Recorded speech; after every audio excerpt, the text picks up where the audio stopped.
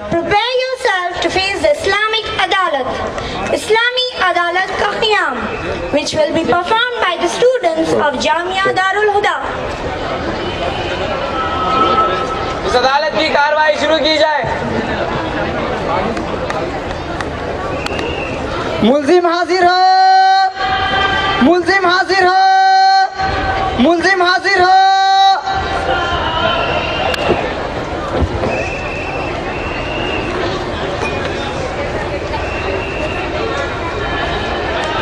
Good afternoon.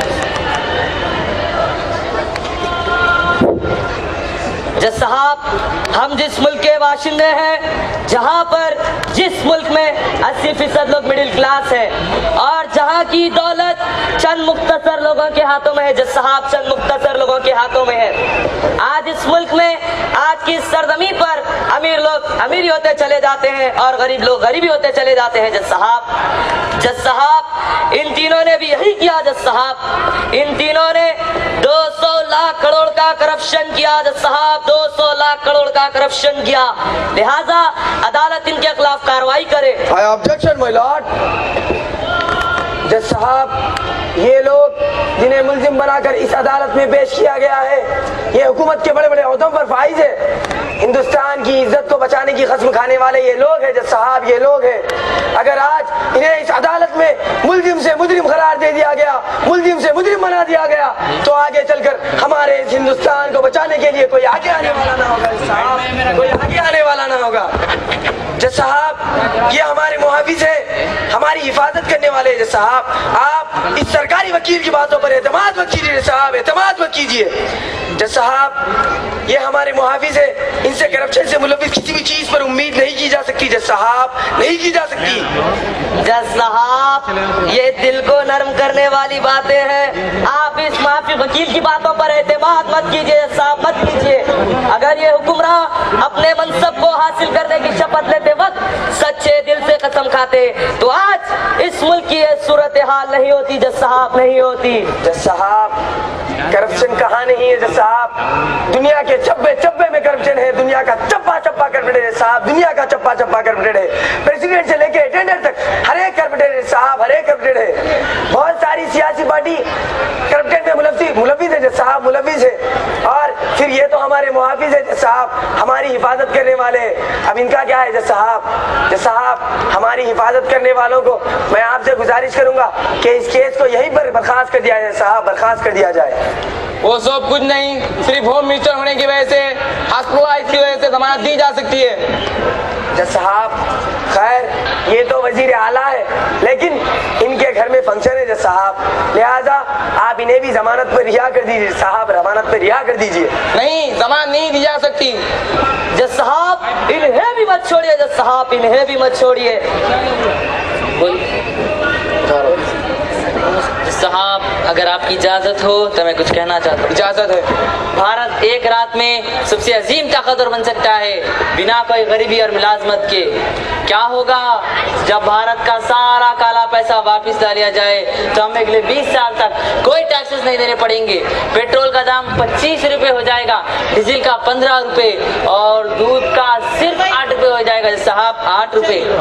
1500 Oxford universities खुल सकते हैं, 2000 दवाखाने मुफ्त दवाइयों के साथ। साहब, वो मुफ्त 9 करोड़ लोगों के अपने जाति घर होंगे साहब, जाति घर होंगे।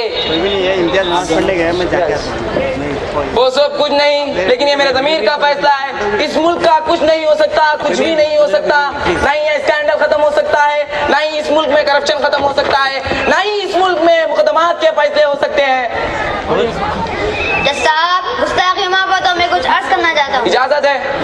जज साहब, इस मुल्क का इन हालात में फैसला हो सकता है, लेकिन इसके लिए आपको इस्लामी अदालत का अमल में लाना होगा, क्योंकि इसका फैसला सिर्फ और सिर्फ इस्लामी अदालत में मुमकिन है। जज साहब, मिसाल के तौर पर हजरत उमर के खिलाफत दौर में एक नाम आता है जिनका नाम हौस के गवर्नर होने के बावजूद फकरों और मिस्कीनों सबसे आगे था। जज साहब, जब ये बात हजरत उमर को मालूम हुई तो इन्होंने 1000 दिनार इनके लिए रवाना किया। 1000 दिनार, जिस पर अबू सईद रज़ियल्लाहु अन्हु रोने लगे और उसको मुजाहिदीन में तकसीम फरमा दिया। इसी तरह जज साहब, जब हजरत उमर के पास कपड़े आए तो इन्होंने तमाम कपड़ों को मुसलमान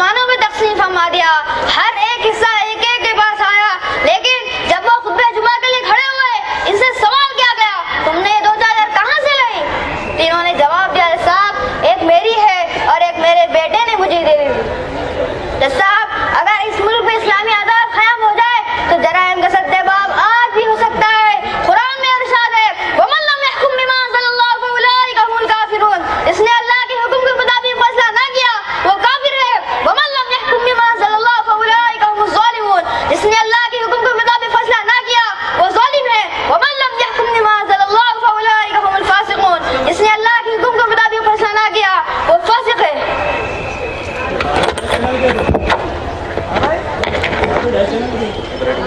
जज साहब, आन जनाब ने हमारे आंखें ही खोल दी। जज साहब, आंखें ही खोल दी। हाँ जज साहब, जब तक इंसानों पर इंसान हुक्मरानी करेगा और अदालतों में कुरान और हदीस के मुतालिक फैसले ना होंगे, ना तो मुकद्दमात के फैसले होंगे और ना इंसान को अदल व इंसाफ मिल सकता है। आइए हम सब मिलकर अदल व इंसाफ के लिए जिद्दोजहद करें, जिसका हुक्म अल्लाह तबारक व तआला ने दिया है।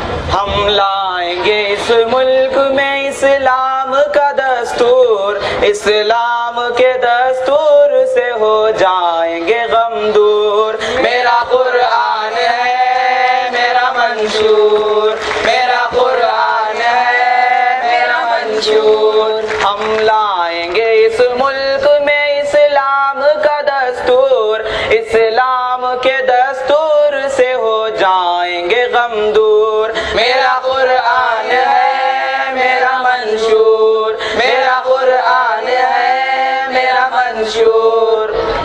इस्लाम की बुनियाद पे इंसान बना है, इस्लाम ही इंसान की बुनियाद व बका है। बुनियाद पे कायम न रहेगा तो फना है। दुनिया की निगाहों से कब बात ये मस्तूर, अब आएगा इस मुल्क में इस्लाम का दस्तूर। मेरा कुरान है मेरा मंशूर, मेरा कुरान है मेरा मंशूर। इस्लाम की तालीम को हम आम करेंगे, सबका हो भला जिसमें वो इक़दाम करेंगे। सब मिल के तरक्की के लिए काम करेंगे। अफसर हो के ताजिर हो के आका हो के मजदूर, सब लाएंगे इस मुल्क में इस्लाम का दस्तूर। मेरा कुरान है मेरा मंशूर, मेरा कुरान है मेरा मंशूर। दौलत को बखेरेंगे सिमटने नहीं देंगे, हाथों में अमीरों ही के बटने नहीं देंगे। हम ज़्यादा इंसाफ से हटने नहीं देंगे, हम ज़्यादा इंसाफ से हटने नहीं देंगे। हो जाएंगे खुशहाल जो बदहाल है मजदूर, जब आएगा इस मुल्क में इस्लाम का दस्तूर। मेरा कुरान है मेरा मंशूर, मेरा कुरान है मेरा मंशूर। दौलत का यहाँ कोई पुजारी न रहेगा, जारी है जो अब जुल्म ये जारी न रहेगा।